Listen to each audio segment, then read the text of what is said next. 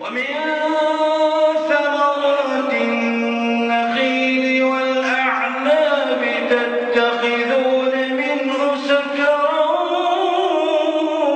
ورزقا حسنا إن في ذلك لآية لقوم يعقلون.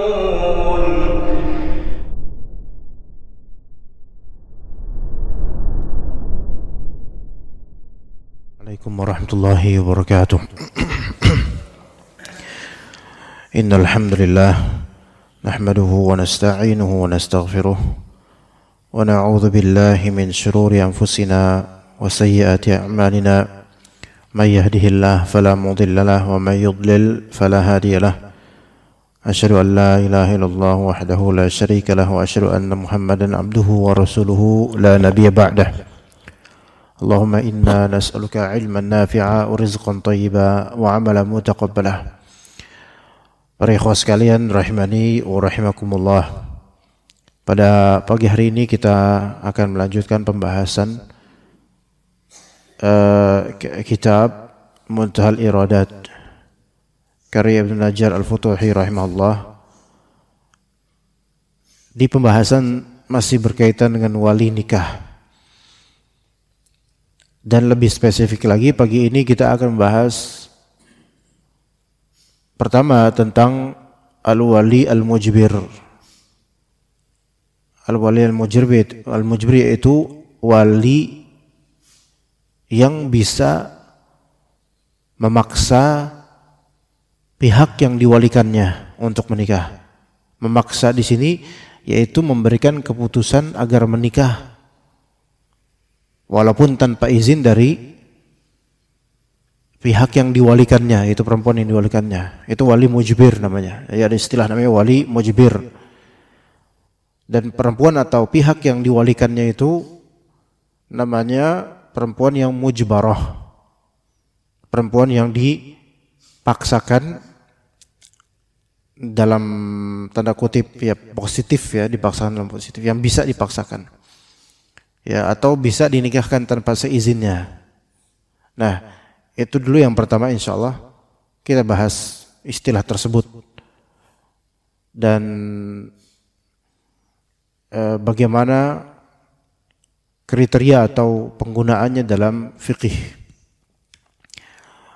Pertama sebelum kita masuk ke kitabnya atau kitab Muntahal Iradat, dalam kitab Al-Fiqh ala Al-Madhahib Al-Arba'ah karya Abdurrahman Al-Jazairi disebutkan dalam pembahasan ikhtisas al-wali al-mujbir wa ghairi, yaitu kriteria atau pengkhususan pembahasan wali mujbir.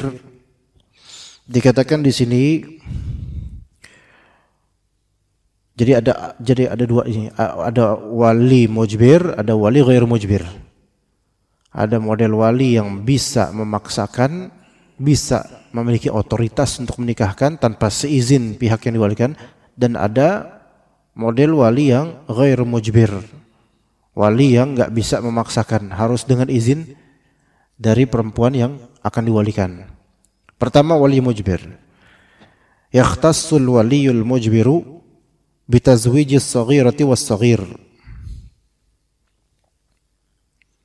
wal kabirati wal kabiri idza jana wal kabiratil aqilatil balighati idza kanat bikran haqiqatan hukman falil waliyil mujbir tazwiju haula'i bidun isti'dzanin wa ridha bi syurut. Nah itu dulu. Wali mujbir, wali yang bisa menikahkan. Ini kalau dalam mazhab Hanbali, wali yang bisa memaksakan untuk menikah pihak perempuan yang diwalikannya. Kalau dalam mazhab Hanbali itu 3. Bapak kandung, ya, bapak kandung, kemudian wasi.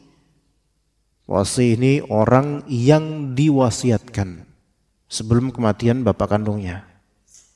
Ya, ini wasi. Orang diwasiatkan untuk menjadi wali. Misalnya sebelum bapak kandungnya mati, dia wasiatkan, setelah saya wafat, saya wasiatkan agar fulan ya menjadi wali untuk putri saya. Misalnya fulan di sini Pak Nur Hamim misalnya. Maka berarti Pak Nur Hamim setelah wafat bapak kandung fulanah itu, beliau boleh bertindak sebagai wali, bahkan sebagai wali mujbir karena ditunjuk langsung sebagai wasi oleh bapak kandungnya yang asli wali aslinya. Tapi setelah wafatnya gitu. Ini namanya wasi. Yang ketiga hakim. Hakim di sini bisa ya yang ditunjuk. Ya, hakim di sini maksudnya imma hakim pengadilan atau kalau di negara kita bisa juga orang KUA, utusan KUA yang ditunjuk untuk menikahkan ya seperti apa bahasanya penghulu dan semisalnya. Nah, ini dalam mazhab Hanbali wali yang ada posibilitas boleh untuk menikahkan seseorang tanpa persetujuannya bahkan itu ada kemungkinan bisa salah satu dari tiga ini, yaitu bapak kandung, orang yang diwasiatkan setelah kematian bapak kandung untuk menjadi wali, atau hakim. Yang hakim ini resmi tercatat di negara sebagai orang yang punya otoritas, baik itu pengadilan, hakim pengadilan atau orang dari KUA dengan surat izin resminya. Oke, maka ini namanya wali mujbir dari segi walinya. Adapun dari segi pihak yang dinikahkan, nah ini akan kita bahas habis ini. Ya, jadi di sini paham dulu ya tiga ini. Kalau udah tahu tiga ini berarti selain dari tiga ini nggak bisa berpangkat sebagai wali mujbir. Ya, contoh, antum punya adik laki-laki dan adik laki-laki punya putri, ponakan berarti kan contohnya, ponakan. Putri ini masih gadis, ya.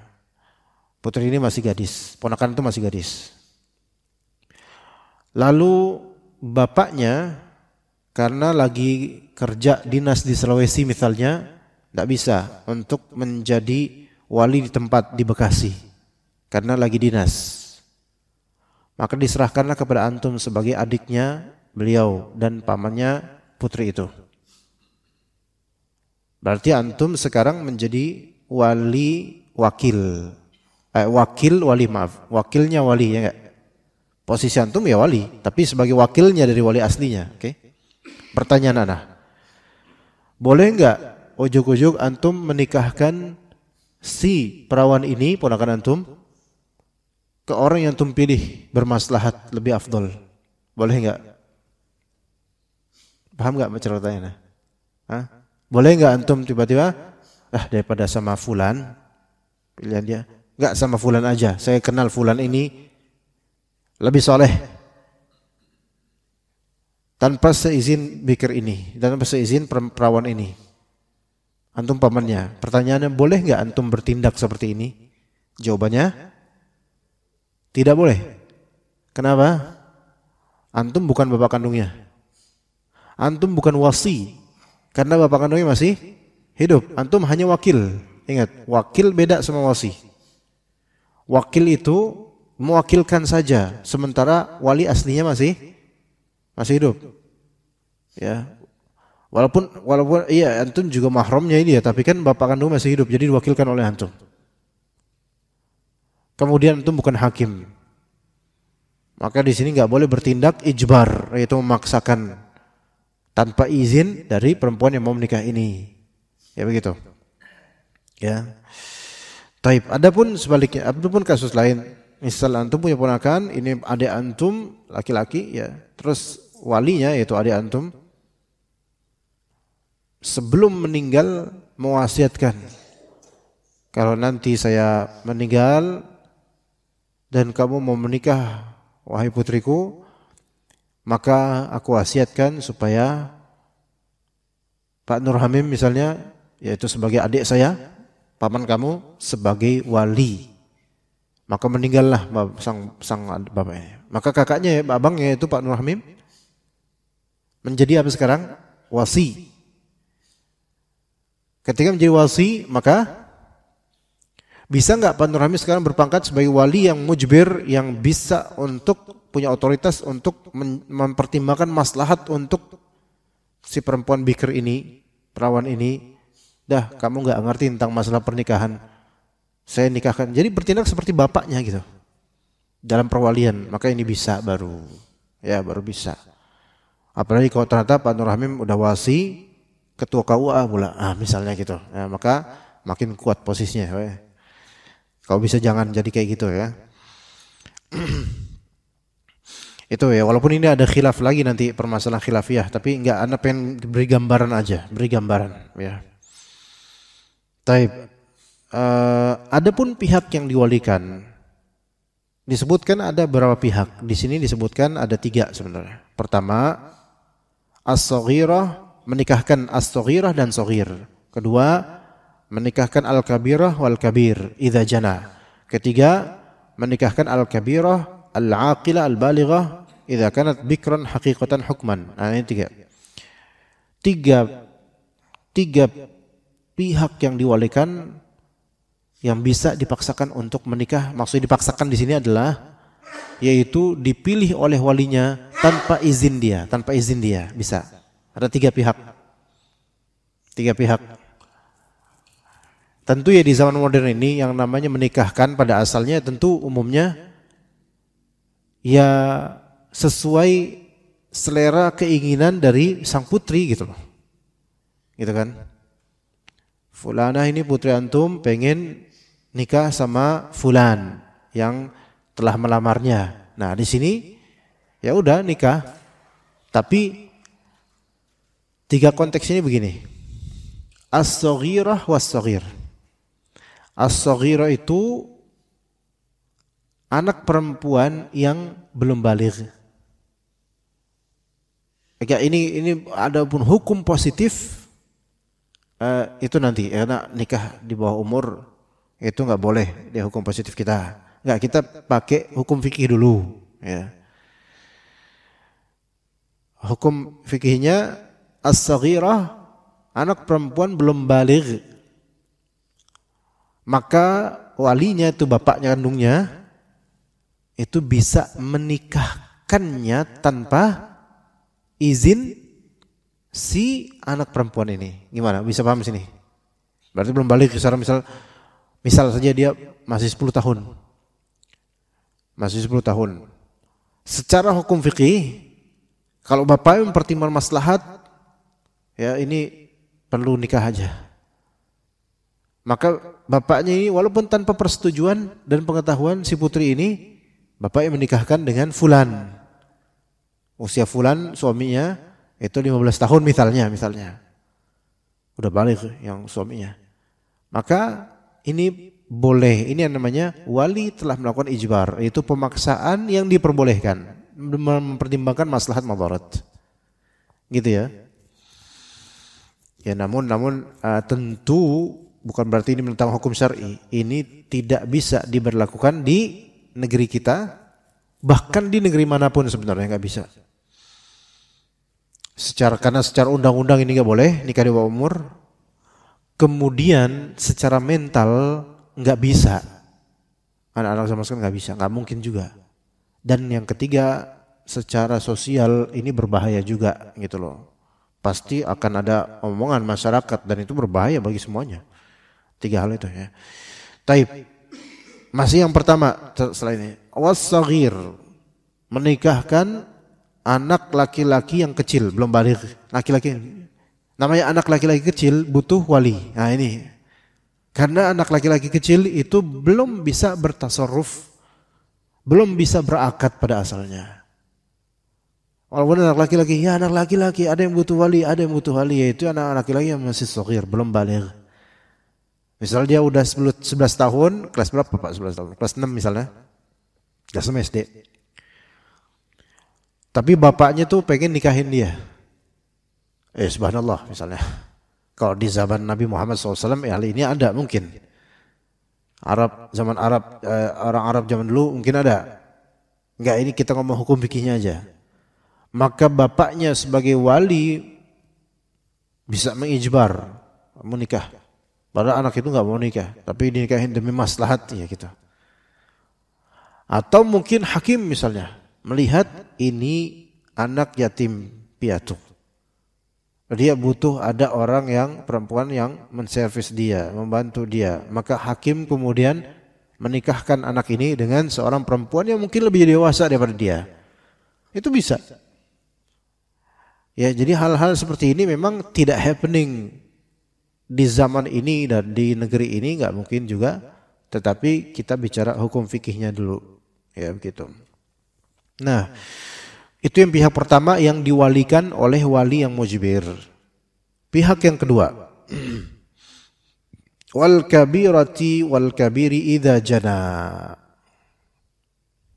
Perempuan udah gede, maksudnya udah baligh, dan laki-laki udah baligh jika keduanya apa? Jana, yaitu majnun.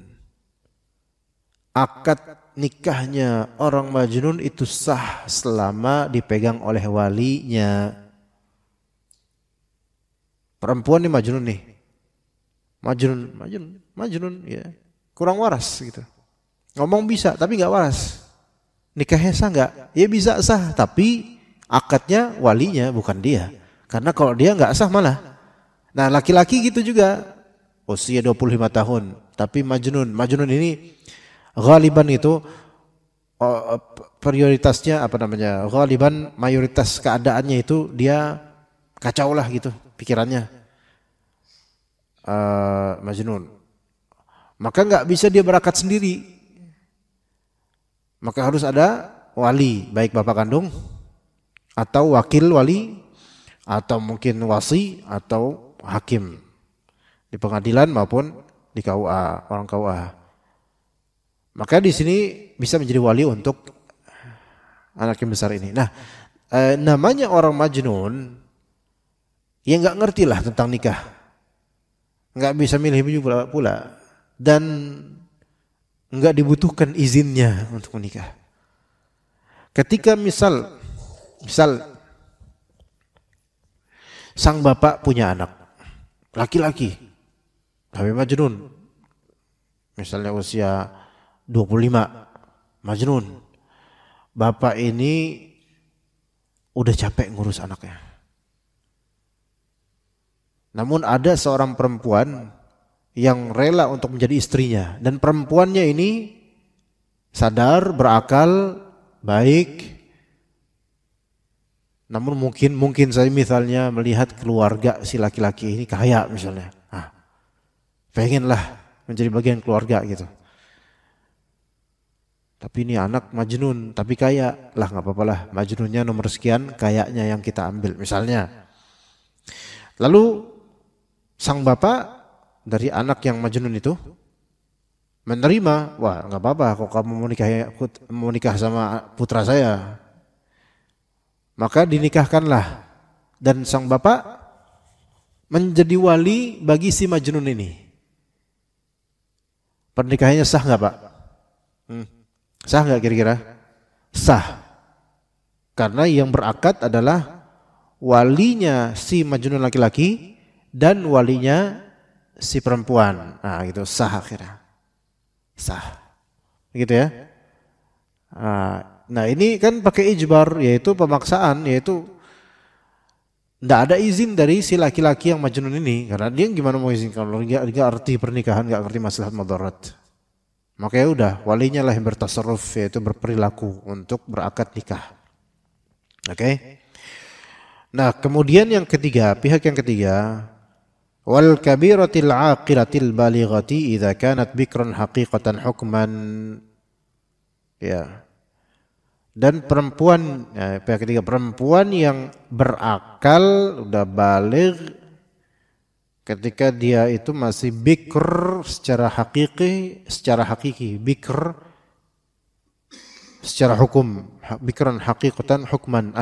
Begini. Ini kembali ini masalah khilafiyah banget yang ini. Perawan itu ada yang mikir hakiki, ada yang mikir hukmi. Ya, gitu.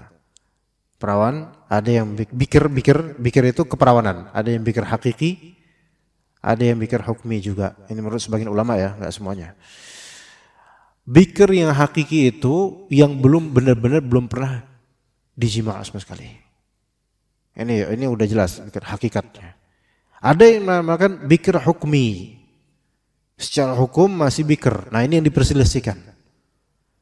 Secara bikir, secara hukum syar'i itu masih perawan. Padahal tidak perawan. Ya. Biasanya bisa jadi karena apa? Manjat pohon. Ya terus ya, manjat pohon.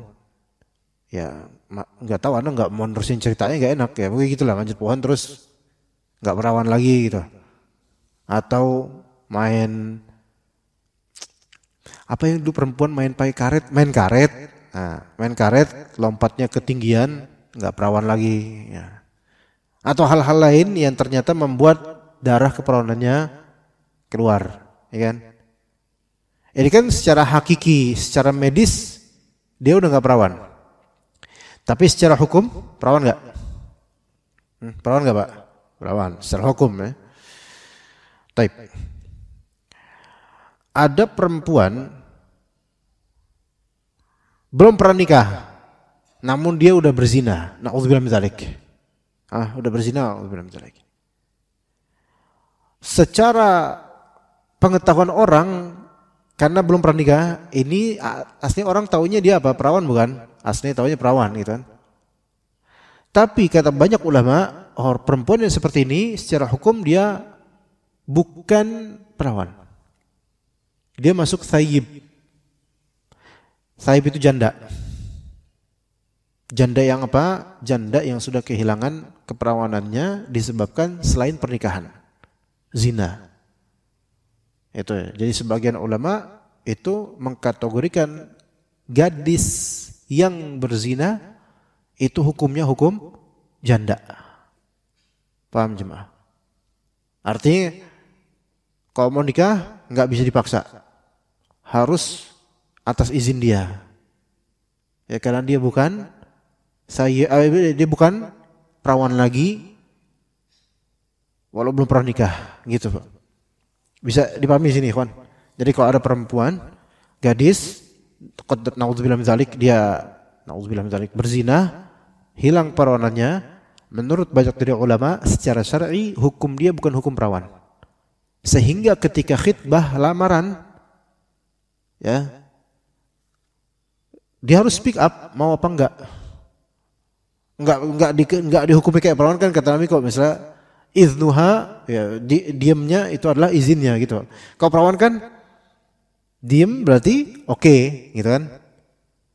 Tapi ini perawan yang benar-benar secara hakiki dan hukmi gitu loh. Adapun kalau dia perawan-perawanan padahal dia udah diketahui berzina, maka kalau diem itu nggak bisa menjadi perkataan, itu nggak bisa menjadi persetujuan. Melainkan speak up, bicaralah, karena anti bukan perawan secara syar'i, anti thayyib seperti janda gitu.